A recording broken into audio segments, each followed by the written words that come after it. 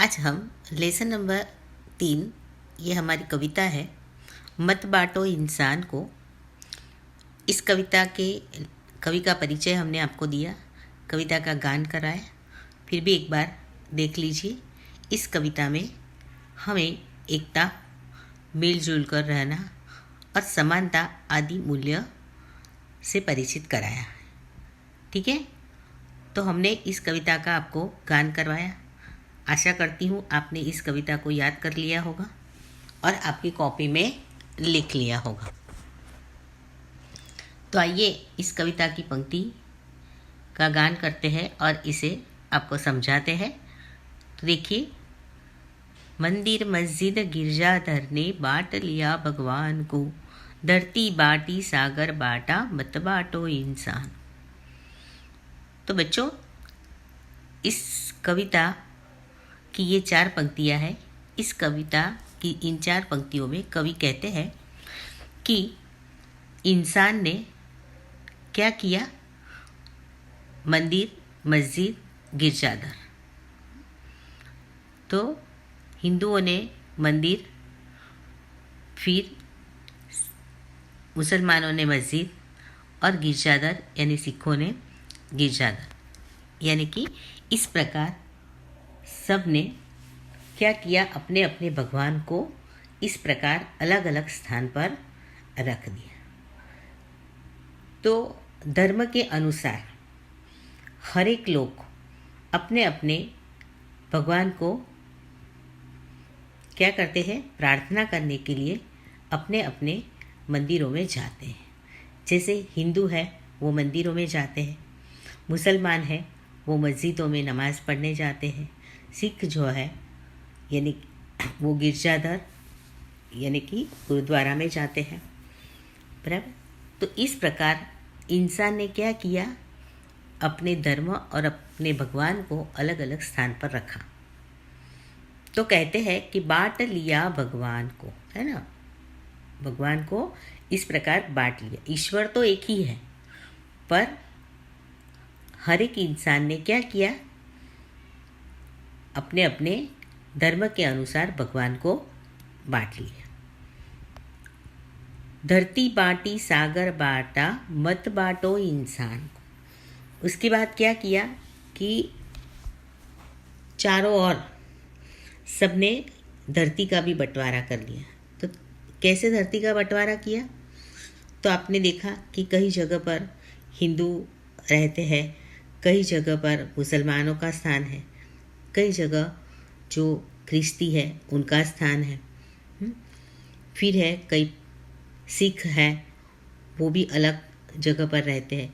तो इस प्रकार धरती का भी उन्होंने बंटवारा कर, जैसे कि आपने हमारे भारत देश का नक्शा देखा है ना। तो भारत देश के नक्शे में आपने देखा कि हर एक जगह पर अलग अलग लोग रहते हैं, अलग अलग जाति के और धर्म के लोग, मतलब जो जिस जाति के हैं वो अपना धर्म क्या करते हैं, उसी धर्म के अनुसार चलते हैं।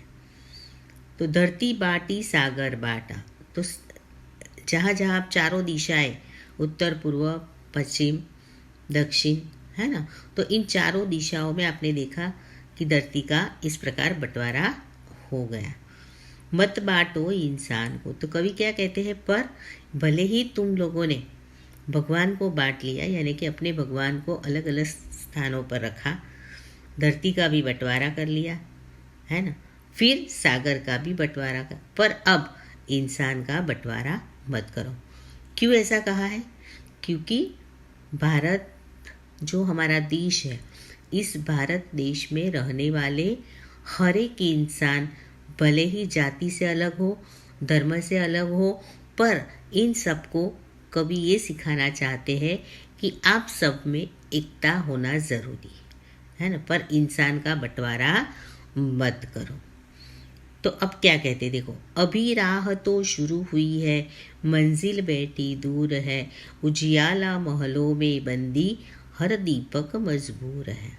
तो क्या कहते हैं, अभी राह तो, यानी कि कवि का कहने का मतलब ये है कि अभी अभी हमें क्या मिला है, आज़ादी मिली है, बराबर। आज से 69 ईयर्स से पहले हमारा देश क्या था? गुलामी की बेड़ियों में जकड़ा हुआ था। आज हमारे देश को आज़ादी मिल गई।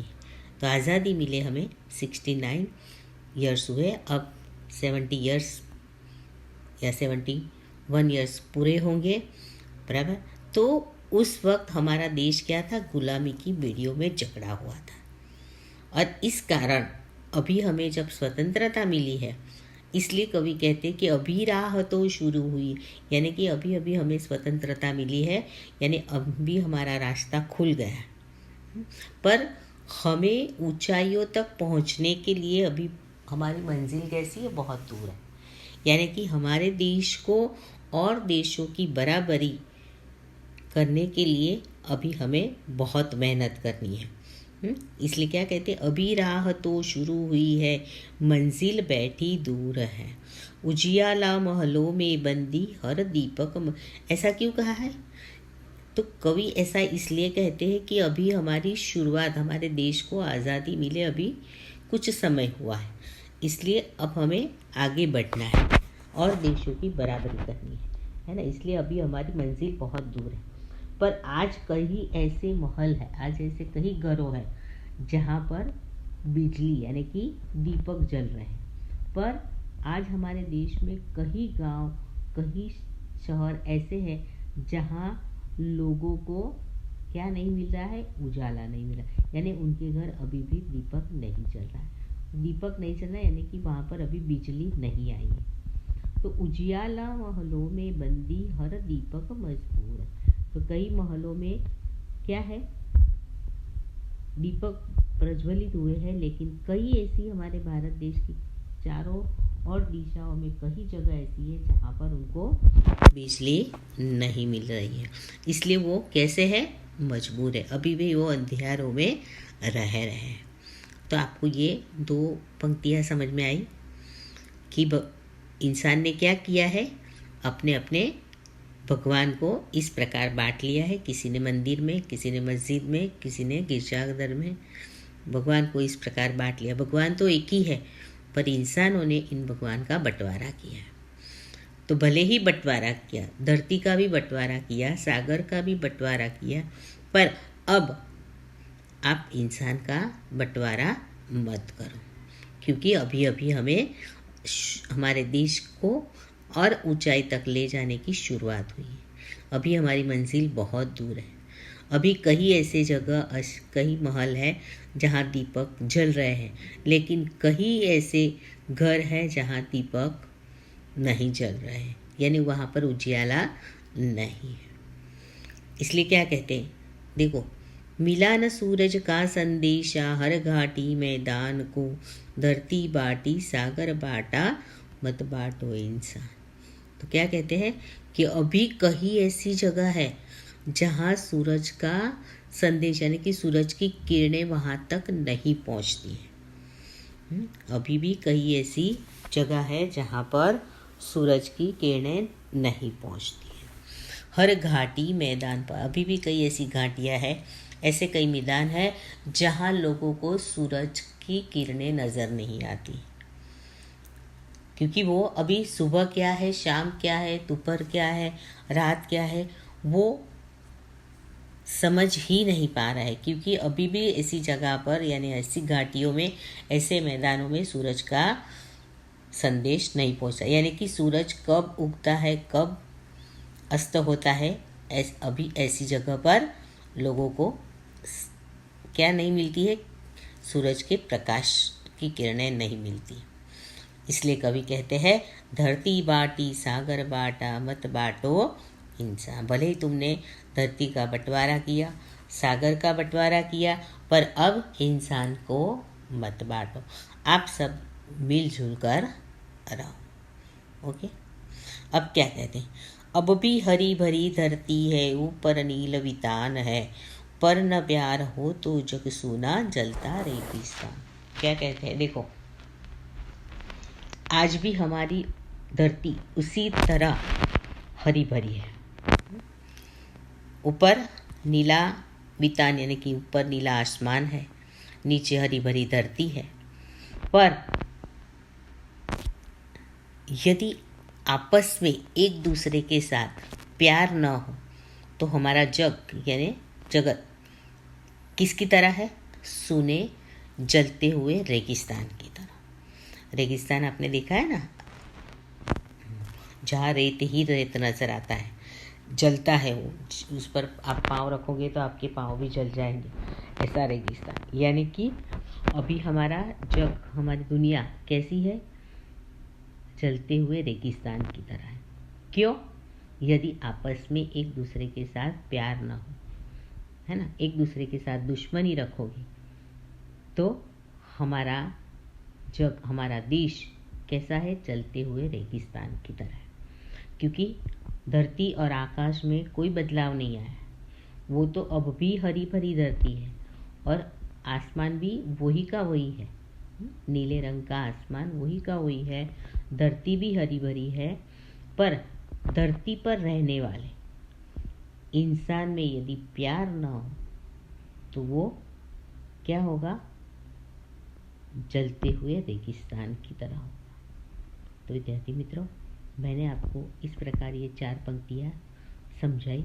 अब आगे आइए, आगे की जो हमारी 70 पेज नंबर की जो पंक्तियाँ हैं, इस पंक्तियों को हम आपको इसके बाद वाले अंश में समझाएंगे। ओके, समझ में आया? फिर एक बार हम इस पंक्तियों को गाते हैं। तो देखिए क्या कहते हैं? मंदिर मस्जिद गिरजाधर ने बांट लिया भगवान को, धरती बाटी सागर बाटा, मत बांटो इंसान को। अभी राह तो शुरू हुई है, मंजिल बैठी दूर है, उजियाला महलों में बंदी, हर दीपक मजबूर है। मिला न सूरज का संदेशा, हर घाटी मैदान को, धरती बाटी सागर बाटा, मत बांटो इंसान को। अब भी हरी भरी धरती है, ऊपर नील वितान है, पर न प्यार हो तो जग सूना जलता रेगिस्तान है। अभी प्यार का जल देना है हर प्यासी चट्टान को, धरती बाटी सागर बाटा, मत बांटो इंसान को। साथ उठे सब तो पहरा हो, सूरज का हर द्वार पर, हर उदास आंगन का हक हो, खिलती हुई बहार पर। रौंद न पाएगा फिर कोई मौसम की मुस्कान को, धरती बाटी सागर बाटा, मत बांटो इंसान। तो बच्चों, इस प्रकार आपको फिर से ये कविता याद करनी है। आपने गाई होगी, आपको याद भी रह गई होगी। ओके, बाकी की 3 पंक्तियाँ हम इसके बाद वाले अंश में आपको